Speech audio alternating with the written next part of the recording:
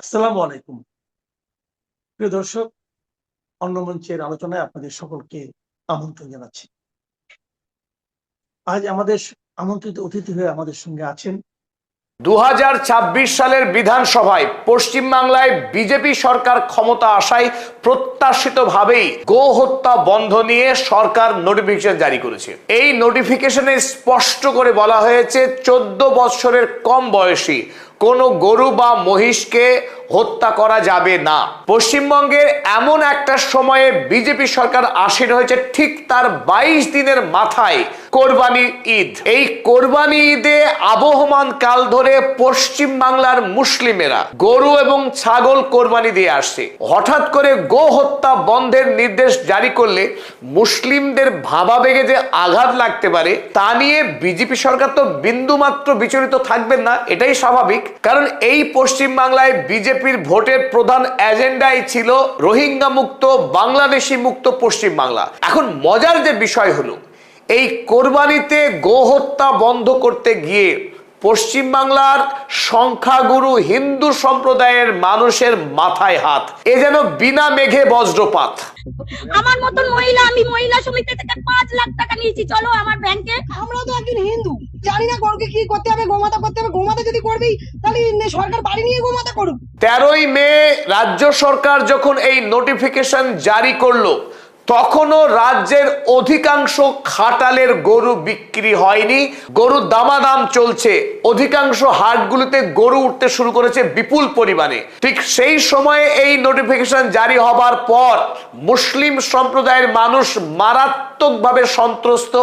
ইতিমধ্যে এই নোটিফিকেশনকে হাতিয়ার করে পশ্চিমবাংলার বিভিন্ন অঞ্চলে রাতারাতি গজিয়ে উঠছে গোরক্ষক বাহিনী, হিন্দু রক্ষা মঞ্চ বাহিনী। এই নানান ধরনের বাহিনী বেশ কিছু জায়গায় বিক্ষিপ্তভাবে মুসলিম গরু ক্রেতাদের উপরে হামলা করে কিছু বিক্ষিপ্ত ঘটনা ঘটিয়ে ফেলেছে। স্বাভাবিকভাবেই মুসলিম সম্প্রদায়ের মানুষ গরু কোরবানি দেওয়ার থেকে পিছু পা হয়েছে, আর তাতেই পশ্চিমবাংলার অর্থনীতিতে একটা বড়সড় আঘাত। কারণ এই কোরবানি ঈদকে সামনে রেখেই পশ্চিমবাংলার অসংখ্য হিন্দু পরিবার প্রতি বছর তারা গরু পালন করতেন, আর এই কোরবানির বাজারে গরু বিক্রি করে তারা বিপুল অঙ্কের মুনাফা লাভ করতেন। তাই এই মুহূর্তে যখন প্রতিটা খাটালে গরু ভর্তি, ঈদ প্রায় চলে এলো বলে আর মাত্র 1 সপ্তাহ বাদেই কোরবানি ঈদ, কিন্তু এখনো গরু বিক্রি হয়নি অসংখ্য বাড়ির। ইতিমধ্যেই তিনজন হিন্দু সম্প্রদায়ের মানুষ তারা আত্মহত্যা করেছেন ঋণের দায়ে। ওই আমার বড় ছেলে মারা কেন দেনার জলে গরু তুলেছিল, দেনার জলে। আমার গরু বিক্রি হোক, আমার ছেলেটা যাতে বেঁচে থাকে সেই চেষ্টা করো। গরু যাতে বিক্রি না হয়, আমার ছেলে পরিবার। আমাদের এই গরু বিক্রি করে আমাদের সংসার চলে। আমি আজকে ওপেন, আমাদের আর্থিক সমস্যা, সরকার যে পেটে লাথি মারলো আমাদের, এই লাথি মারার কষ্ট, এই যে কি যন্ত্রণা দিয়েছে, এর থেকে আমি সাথে নিয়ে ঘুরছি। কেন আমাদের মার্কেটে যা ঋণ, ভুসির দোকানে দেনা, ওষুধের দোকানে দেনা, আমরা করতে মেটাবো। গরু পুষে গরু বিক্রি করতে না পেরে যখন মাথার উপরে ঝুলছে লক্ষ লক্ষ টাকার ঋণ, এই বিষম অবস্থা তৈরি হওয়াতে পশ্চিমবাংলার রাজনীতিতে এই মুহূর্তে তুমুল শোরগোল শুরু হয়েছে। পশ্চিমবাংলার মুসলিম সম্প্রদায়ের মানুষকে চাপে ফেলতে গিয়ে এই মুহূর্তে সংখ্যাগুরু সম্প্রদায়ের মানুষ রীতিমতো বেকায়দায়। পশ্চিমবঙ্গের বিভিন্ন প্রান্তে সরকারি এই নোটিফিকেশনের বিরুদ্ধে রীতিমতো আন্দোলনে নেমে পড়েছেন সাধারণ হিন্দু সম্প্রদায়ের মানুষজন। বিশেষ করে এই আন্দোলনের নেতৃত্ব দিচ্ছেন মহিলারা। সোনা বন্ধক দিয়ে লোন নিয়ে আমরা এই ব্যবসা করছি। আজকে যদি গরু বিক্রি না হয়, আমরা এগুলো পরিশোধ করবো। মদ খেয়ে গরু কিনতে হবে, মদ খেয়ে কিনতে হবে। হিন্দুদের এইভাবে বাঁচানো যায় না দাদা ভাই, এইভাবে একদম টোটালি বাঁচা। শুভেন্দু অধিকারী মহাশয় ভুল করছেন। নির্দিষ্ট সালে যেমন কুরবানির প্রথা চলছিল সেই প্রথা চালু করে। আমার ঋণ আছে 9 লাখ টাকা, ঋণের বোঝা শুভেন্দু অধিকারীকে নিতে হবে। কুরবানির নিয়ম বন্ধ করেছে, মানছি না, মানছি না। ভারতবর্ষে বিজেপি দল গো হত্যা নিয়ে সম্পূর্ণ পরস্পর বিরোধী অবস্থান গ্রহণ করে আসছে বহুদিন ধরে। ভারতবর্ষের গো বলয়ে গো হত্যাকে কেন্দ্র করে যখন বিজেপি ক্ষমতায় এসছে, সেই সময়ে 7 সিস্টার্স ভারতবর্ষের উত্তর পূর্বের রাজ্যগুলি যথা সিকিম, নাগাল্যান্ড, মিজোরাম, ত্রিপুরা, মণিপুরের মতো রাজ্যগুলোতে গো হত্যা নিষিদ্ধ নয়।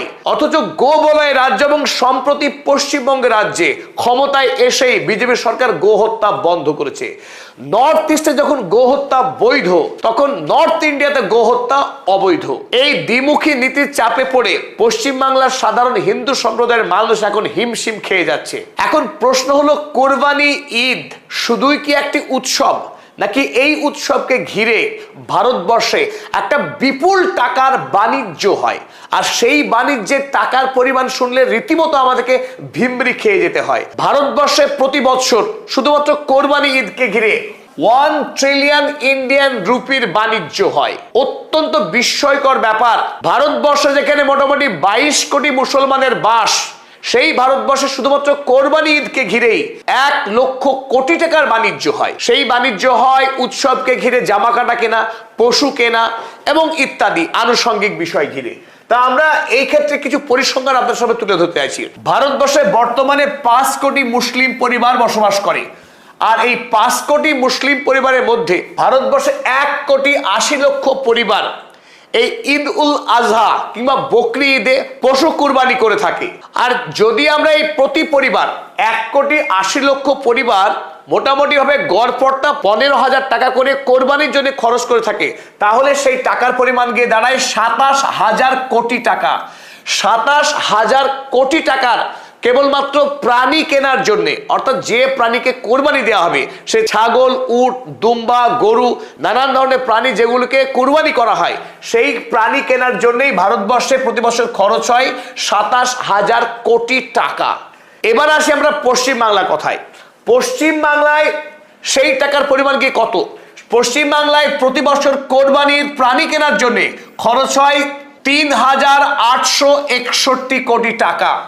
পশ্চিমবাংলায় এই 1 মাসের মধ্যে কোরবানি ঈদের বা ঈদুল আজহার ঠিক 1 মাস আগে মুসলিম পরিবারগুলো এই 3,861 কোটি টাকা দিয়ে প্রাণী কিনে থাকে শুধুমাত্র কোরবানি করার উদ্দেশ্য নিয়ে। তাই স্বাভাবিকভাবে আমরা বুঝতে পারছি যে এই পশ্চিমবাংলায় মাত্র 20 দিনের মধ্যে বিভিন্ন পশুপালনকারী পরিবার, যাদের জীবিকা এই গরু পালন করা, ছাগল পালন করা, সেই সমস্ত পরিবার তারা 3,861 অর্থাৎ 4,000 কোটি টাকার বাণিজ্য করে থাকে এই কটা দিনের মধ্যে। তার উপরে হাতুড়ি চালিয়েছে এই পশ্চিমবাংলার নবনির্বাচিত বিজেপি সরকারের মুখ্যমন্ত্রী শুভেন্দু অধিকারী। এবার আমরা আসি অপর তথ্যে।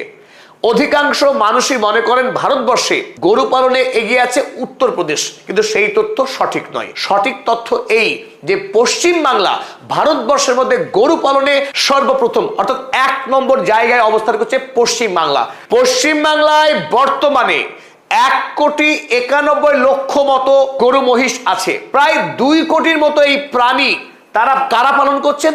পশ্চিমবাংলার বর্তমানে যে 2.5 কোটি পরিবার রয়েছে, আর এই 2.5 কোটি পশ্চিমবঙ্গের পরিবারের মধ্যে 80 লক্ষ পরিবার সরাসরি কোনো না কোনো ভাবে এই পশুপালনের সঙ্গে যুক্ত।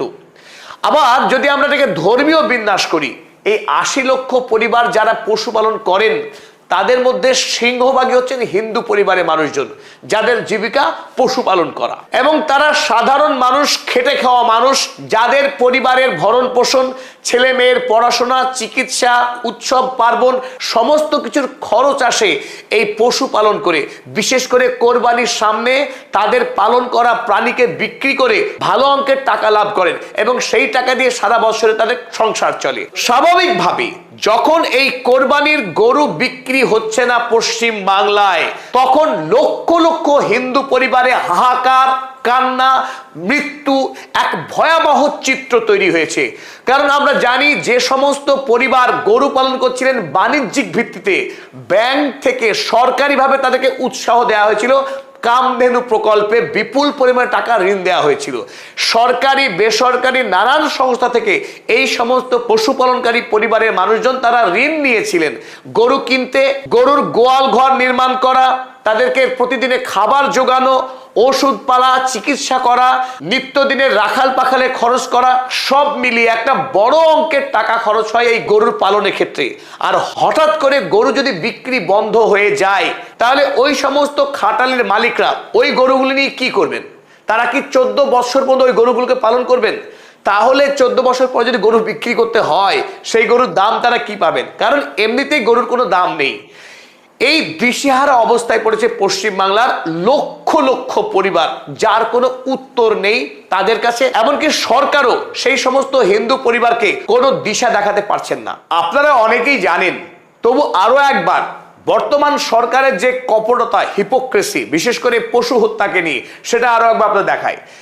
2025 সাল ভারতবর্ষ বিদেশে বিফ রপ্তানিতে গোটা পৃথিবীতে তৃতীয় অবস্থানে ছিল।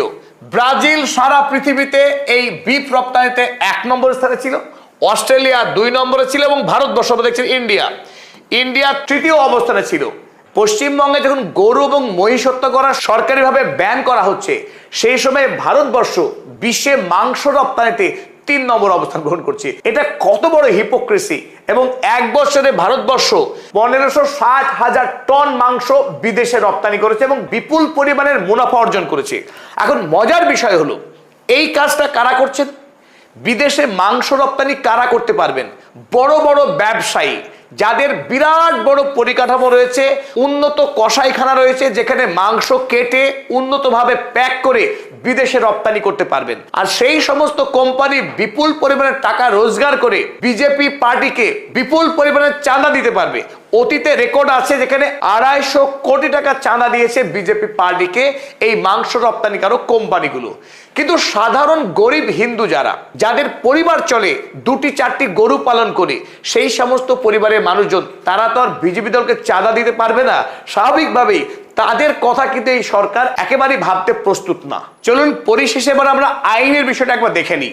বর্তমান রাজ্য সরকার গো হত্যা বন্ধে যে নির্দেশিকা জারি করেছে, এটি কিন্তু বর্তমান সরকার তৈরি করেনি। 1950 সালে পশ্চিমবঙ্গ সরকারেরই গো হত্যা বন্ধের একটি আইন ছিল। 2018 সালে এসে রাজ্যশ্রী চৌধুরী বলে একজন ব্যক্তি, তিনি পশ্চিমবঙ্গ সরকারের বিরুদ্ধে মামলা করেন কলকাতা হাইকোর্টে। সেই মামলায় যে রায় দিয়েছিলেন বিচারক মণ্ডলী, সেই 2018 সালে সেই রায়কে বর্তমান রাজ্য সরকার নতুন করে আরো একবার সার্কুলেট করেছেন। যে নির্দেশিকায় খুব স্পষ্ট করে বলা হয়েছে, no person shall slaughter any animal, thereby meaning bulls, bullocks, cows, calves, male and female, buffaloes, buffalo calves and castrated buffaloes। এই আইনে স্পষ্ট করে বলা হয়েছে, কোনো পশ্চিমবঙ্গবাসী কোনোভাবে গরু, গরুর বাছুর, মহিষ বা মহিষের বাছুর হত্যা করতে পারবে না, যদি না, একটি শর্ত রয়েছে, একেবারে ব্যান তা নয়, যদি না সেই ব্যক্তি প্রমাণ করতে পারে যে প্রাণীকে হত্যা করতে চাইছেন সেই প্রাণীটির বয়স 14 বছরেরও অধিক, অথবা তার শরীরে বড়সড় অসুখ থাকার কারণে শারীরিকভাবে সে কাজ করতে অক্ষম। আর শুধু এখানেই যথেষ্ট না, এই মর্মে ওই ব্যক্তিকে পঞ্চায়েত সমিতির সভাপতি অথবা মিউনিসিপাল চেয়ারম্যানের এবং তার সঙ্গে একজন ভেটেরিনারি সার্জনের সাক্ষ্য, সার্টিফিকেট নিয়ে আসতে হবে। আর এই সার্টিফিকেট আনার পর ওই ব্যক্তি যদি সত্যি সত্যি পশু হত্যা করতে চায়, যে কোনো জায়গায় করতে পারবেন না, তাকে সরকারের অনুমোদন প্রাপ্ত যে কসাইখানা, সেখানে গিয়ে ওই পশু বধ করতে হবে। এই হচ্ছে নির্দেশিকা। আর এই নির্দেশিকা ঘিরেই বর্তমানে পশ্চিমবাংলায় ব্যাপক সংকট শুরু হয়েছে। সেই সংকট রাজনৈতিক, অর্থনৈতিক এবং সামাজিক। আমাদের সঙ্গে এতক্ষণ ধরে থাকবার জন্য সকল দর্শক মণ্ডলীকে জানাই অসংখ্য ধন্যবাদ।